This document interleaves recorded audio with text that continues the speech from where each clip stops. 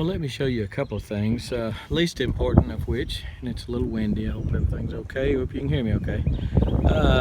That fence line that I showed you a good while ago that went from that tree across to here and then was real heavily wooded from about that point, that was corner post, on up toward my pig pen, which is there. Let's see if you can get a little tighter on the pig pen. And I cleared that out a good while ago. Had the brush pile spread out here for, gosh, a couple of months probably. Just been waiting on a non-windy day. The brush pile was probably 10, 12 feet tall, 50 feet in diameter maybe. Some pretty good sized trees and a lot of scrub and stuff. Something I did that I don't normally do is, because the barbed wire and the field fencing, the woven wire, which is what that is, was so entwined with those trees that were going pretty much straight down through here. There's so much entwined with it, it was just going to be so hard to get it all out. I just threw it all in the burn pile, just jerked them all up. So much easier to just jerk up, cut trees off at ground level and throw tree and wire and everything in the burn pile. Don't normally do that. I don't like to put stuff in my burn pile that I might run over later with the tractor tire, but I did, because it would just save a lot of time. Well, I burnt this about 4 or 5 days ago, and I'm just now pulling the wire out. Got some barbed wire in it, as well as mostly the field fencing. But the most important thing I want to show you is how long a burn pile will stay hot.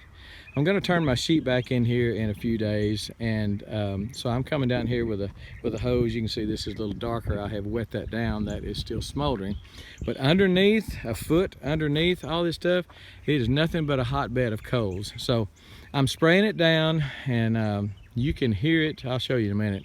You can hear the steam, and I mean, stuff that you think is put out, like right in there. When I made the hose really forceful down in there, you could hear it. I mean, just a blast of steam and sizzling as the water hits the hot coals. So I will continue spraying this down, and then probably come down and spray it again tomorrow to be pretty much satisfied it's out. And then I'll come in here with my front end loader with a bucket and just kind of smooth it out and water it down again. I want to make sure there's nothing here for the little lambs to step on, because they're, you know, if they see that little hill right there, they're going to try to climb up on it. That's what they do. I like to do it after a rain, which is what I did this time. The day after a rain, start early in the morning when the ground is pretty wet, and then but it's got to be a non-windy day. I think the wind was 5 to 8 miles an hour for this time of year. That's pretty non-windy. I have got in trouble before burning when it was real windy, and I didn't know it was going to get windy that day. So I watched the weather forecast kind of close now. But let me show you spraying some of this down, and you can just hear how hot it is underneath the top of this. Looks can be deceiving. Like I say, that looks out on the surface until you realize it's not. And if you dig, let the water dig down in there deep,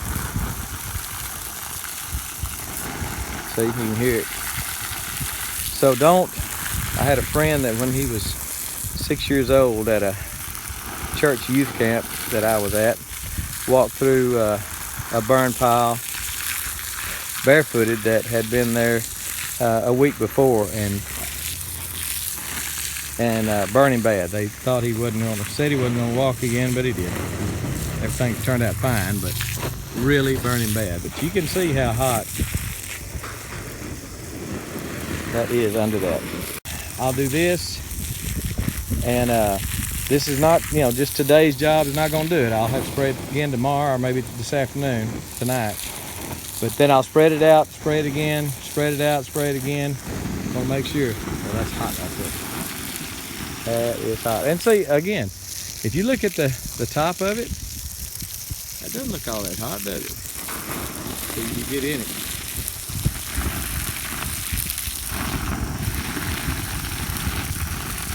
I don't see how they ever get a forest fire out. Anyway, that's what I'm doing. And just be careful if you have a burn pile. You're going to run into this. Hot, hot, hot for a long time. I have uncovered one before back in the back that I burnt. Uncovered it 2 weeks later, and it was still had hot coals. So it can last a long, long time, weeks and weeks. Anyway, so that's what I'm doing.